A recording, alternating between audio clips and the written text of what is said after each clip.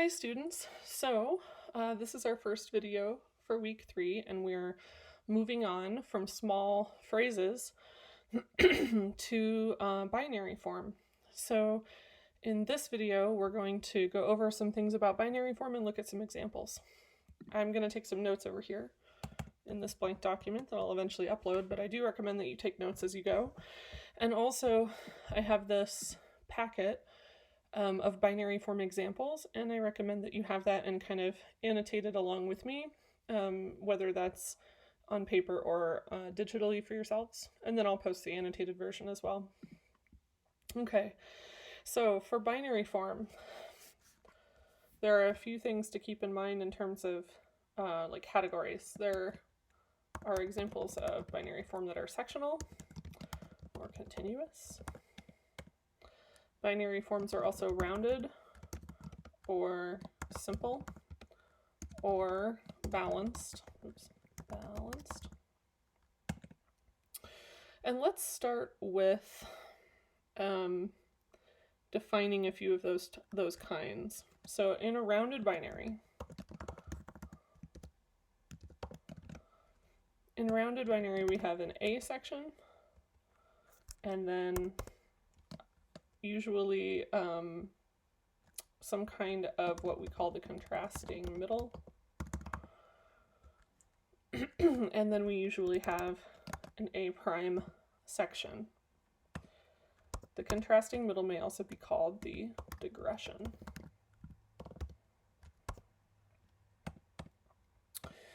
If all of A returns, then we call it rounded. If only the second half, as in the continuation or consequent of A returns, we call it balanced.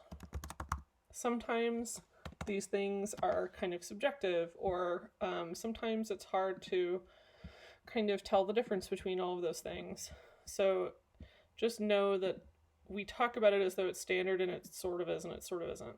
I'm going to just draw a little bit to draw where these lines go to show that that's, kind of how those sections divide. That's all those lines mean. Okay, so let's look at a few examples of that. Oh wait, one more thing. So that's how you tell if something is rounded or balanced. And then the other option that I talked about here, I'll underline balanced. And then I'll underline simple, which is more simple than the two versions I've talked about so far. In a simple binary, we would simply have, sorry for the pun, an A section and a B section, and no contrasting middle or digression because it's just a whole different section. So I just like to draw because sometimes there can be, for example, cadences in those parts. Let's go back up actually, and over here I'll define what I meant by sectional versus continuous. Sectional means A ends with a PAC in the home key. It's the strongest punctuation we have, and so we use it to define these things. Continuous, you might see where this is going, means that A ends, with not a PAC in the home key. Could end with a half cadence, or modulate, or without a strong cadence in general. So those are things that can happen at the end of the A section. And so you can have something that is both sectional and rounded, or continuous and rounded. Like we're taking something from this part and combining it with something in this part. So, okay, now let's look at a couple of examples. We'll start with this Mozart K284 example. I'm going to play this Thema material for you. You might recognize this, and it may have come up in the binary packet, or in the sentence and period packet. So,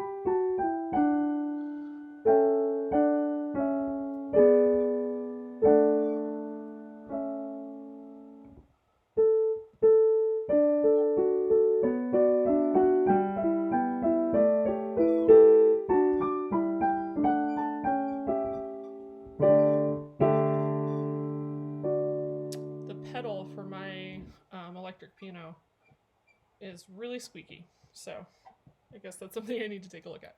But I'm going to sit at the piano and talk through a little bit of it with you here. So at the beginning, anytime we're doing any kind of form analysis, remember, I think a good place to start is where are the cadences and where does material repeat? So if you're not sure which kind of binary form this is, take a step back and look at it in terms of sentences and periods, or even just more simply than that, where do you hear material return? And then we can talk through what is actually returning. So at the beginning,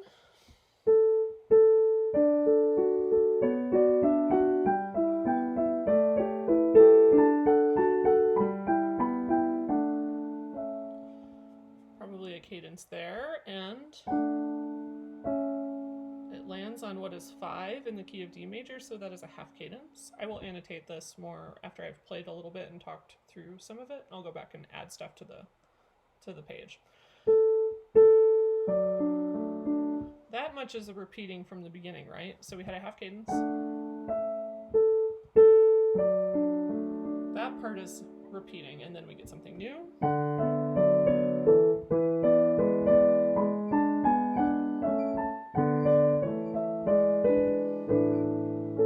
Are we even in the key of D anymore?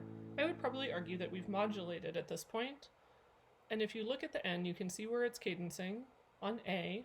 I believe that we have now a perfect authentic cadence in the key of A, which is to the dominant, so that's not super unusual, right? So we start with a half cadence and work toward a perfect authentic cadence in a different key. So we have a modulating phrase with 2 cadences that makes it a period. And we already know enough that now we've had, we're about halfway through this, and I will tell you that this is an example of binary form. All of the measures that you see participate in, everything the light touches participates in the binary form. And so that means we're about halfway through. I think that we're done with the A section.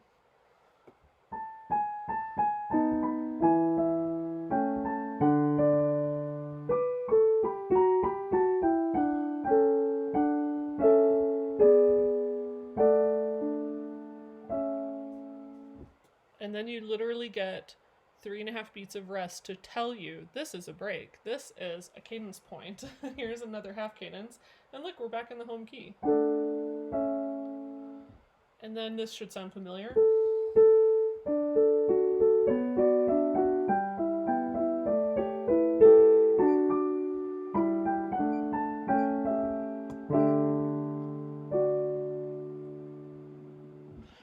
Okay, so let me step away from the piano and we'll make some notes on it here. My computer fan is just living its best life. Okay, so at the very beginning, we start with an A section. I'll make that a little bigger here. Ta-da! So there's A. And then a lot of times another question I could start with is like, well, where does A come back? Whatever comes back, whether it's rounded or balanced, that happens right about here. And so it's A prime. Now I can also, I think it's good, since we only spent a little time on sentences and periods, to go back and do some of those period labels as well, which means that right here we've got an antecedent followed, I'm going to make that just a little smaller to sort of offset back like that, an antecedent that ends here in a half cadence, followed by a consequent, like that. Actually, let me capitalize everything to be consistent. Consequent, followed by pack in the key of 5 here at the end of the phrase. Okay, so then the question is, what happened in the middle? That's why we call it the contrasting middle. And we don't usually try to figure out like, well, is that a, antecedent, or is that 2 basic ideas, or is that something else? Like, I'm not going to be particular about that. I think you can just call it contrasting middle or digression. It contrasts. It's new material. It's a little sequence to help us modulate back. it ends with a half cadence. If you want to say that that's like a contrasting period or something, since it ends, it has the same cadence structure as like a normal period, you know, be my guest. I'll put pack in 1 here, and since it's a little hard to see in the staff there, I'll just stick it right under here. If you want practice with the Roman numerals, go ahead and do that, and you can send me a picture of it, and I'll give you some feedback on those, but I'm not going to go through every single one here. Okay, so there's our A prime, digression. Let me make digression bigger since we were labeling the binary form a little bigger. And the question is then, is this the antecedent or the consequent that comes back? And I think it's hard to say. Part of that is that it looks like the antecedent at first, and then it looks like the consequent at the end. So I think if you put rounded or balanced, you could have, you could argue it either of those ways, but I'm going to call this rounded, and I'm going to call it continuous because the end of A was in that pack in 5. So that is why it is continuous. This, well, makes it continuous, the fact that there's a PAC in another key that is not the tonic key at the end of the A section. I'll just add a note below my label as well that you could argue for balanced here.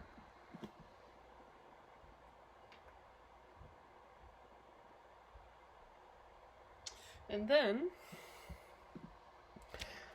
that's all of the things for this particular example. So I'm going to move on to another part of the packet, but as always, my standing invitation is like if you have a question or some part of this you don't understand, or you just want to run by me your own Roman numeral analysis, go ahead and let me know. Okay, and now we'll move on to the Beethoven example. That's the second one in the packet, the Rondo in C major. It's a little bit longer than the previous one. We, for one thing, don't have written out repeats. So sometimes it's helpful that a binary form will have a big repeat sign in the middle of it. And it's like, oh, okay, I can tell that's where that division happens. And in this case, that's not what the score looks like. It's just maybe an editorial decision, or maybe Beethoven's style just, you know, isn't as, maybe he like change things enough with each repetition that you can't just put a repeat sign on this particular spot. So anyway, let's start by listening to it.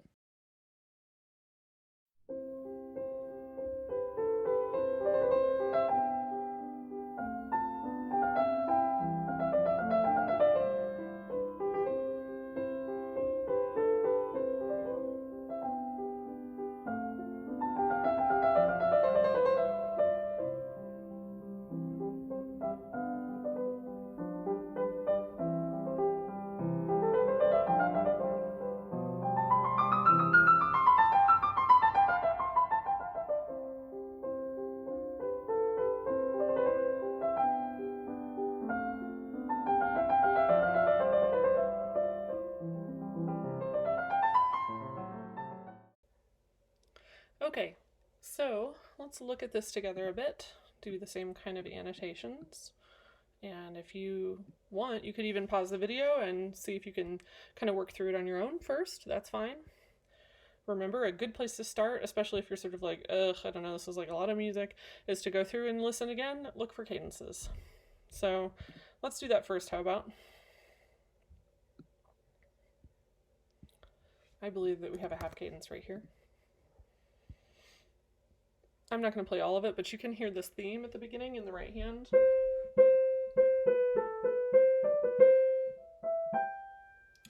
And notice that that comes back again right here. So we have kind of a parallel relationship here. And then notice that we're going to end with a pack in 1 here in this bar.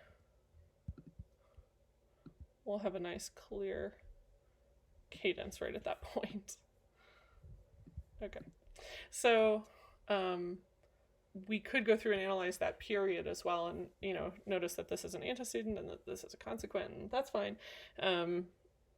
I'm not going to spend time on that in this case since we reviewed it above. Okay, and then, so what happens? In the beginning, oh, we were just doing cadences, so let's keep going with that. Da da da da da da da da da da da. No cadences here. And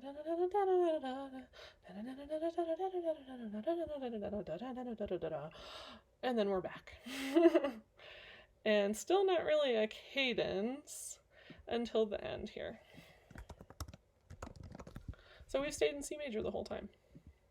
Of course, with this style, a little bit more romantic, we've got a lot more accidentals, we've got maybe some more kind of flourishy piano gestures. And then let's talk about the binary form then. We start with an A section. And I just like having those labels bigger, I guess, than whatever else is in front of me. So, wow, dramatic.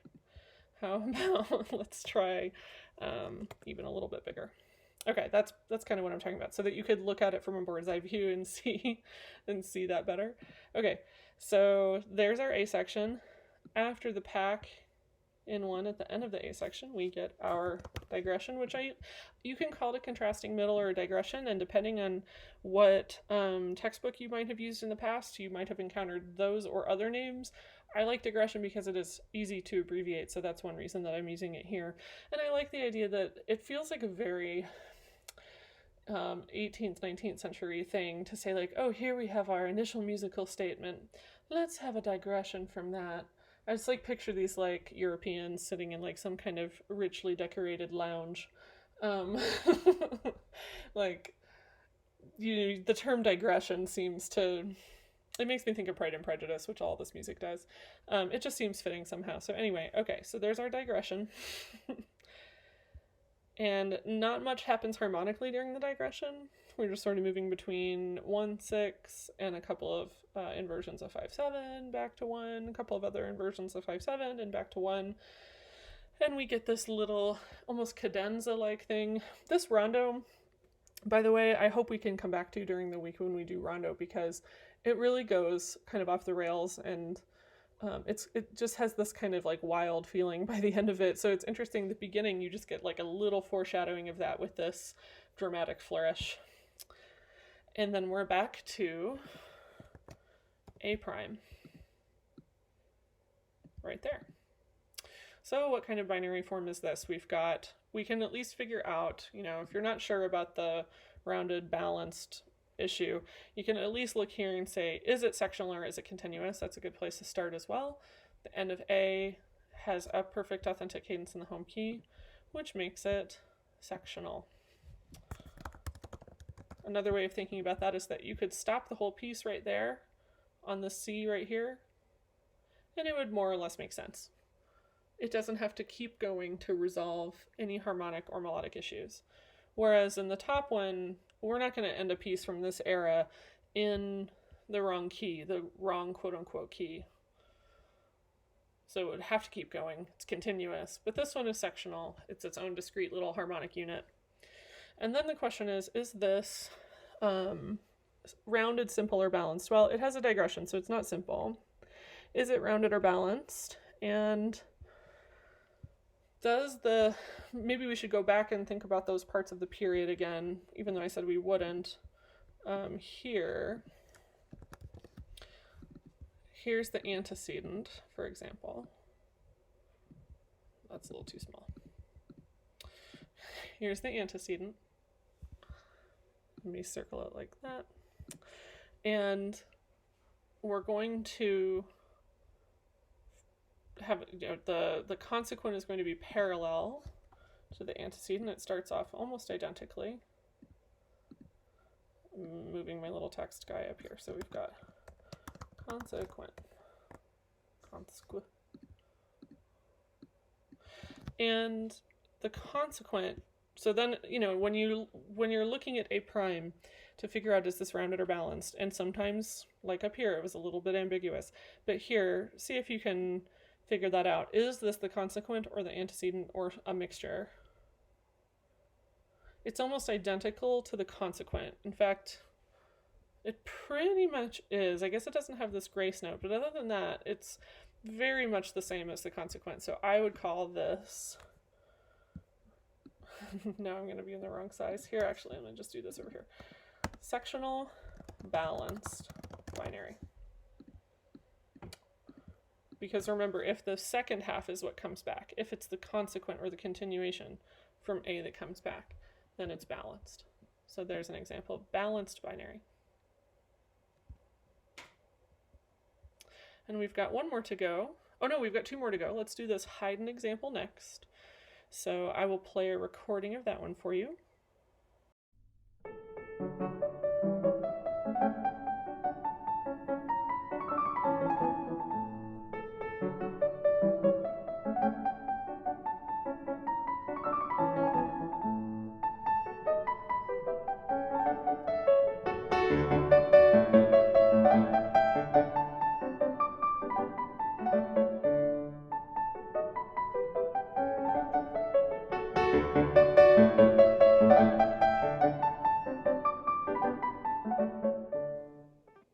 Okay, so for the Haydn, instead of talking about where cadences happen specifically, let's talk about where material comes back.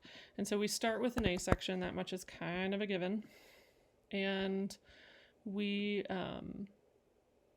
at that point, go all the way to the end of A. You could perhaps argue that this is a perfect authentic cadence in 5, but I'm going to argue that it's a half cadence because of the tempo and because we don't get a lot of G sharps or other things that really point us toward 5.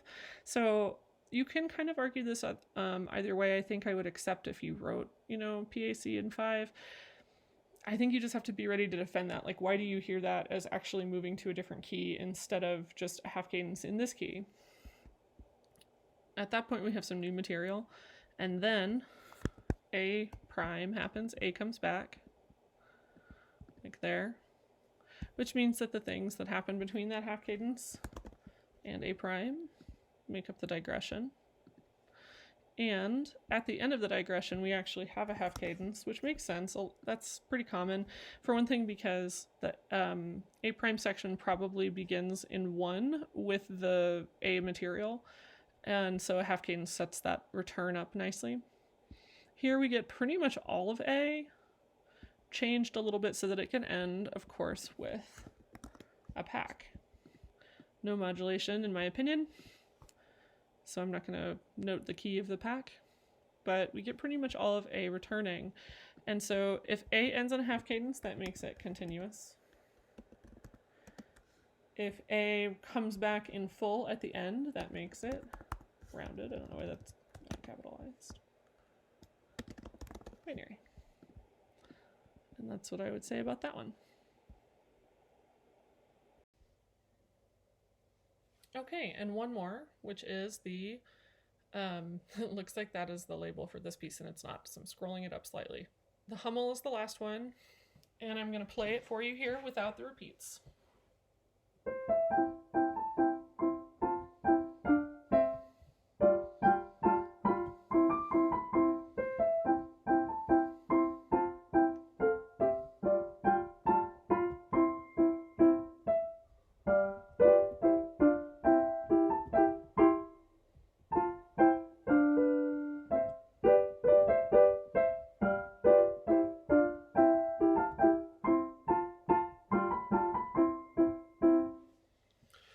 So this one maybe has a little bit less going on than some of the other examples we talked about. It starts with an A section.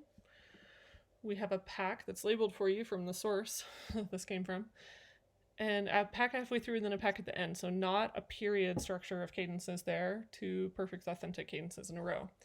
When we begin after the repeat sign, we get something new. And then, if you'll notice, A never really comes back.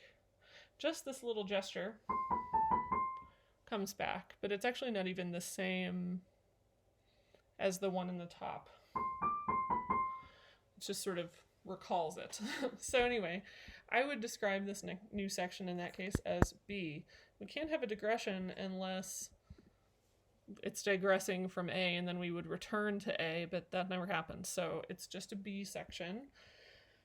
If A ends with a perfect authentic cadence in the home key, then it is sectional. And if we do not get a digression, then it is simple. which makes this one sectional simple binary. So, like usual, if you have questions or you want to go over maybe some Roman numeral analysis just for practice for these, definitely get in touch with me. You can post stuff in the discussion thread, or you can email me, or you can come to office hours. Any of the above would be fine. And I'd be happy to discuss it with you. So I'll see you shortly for a video about ternary form.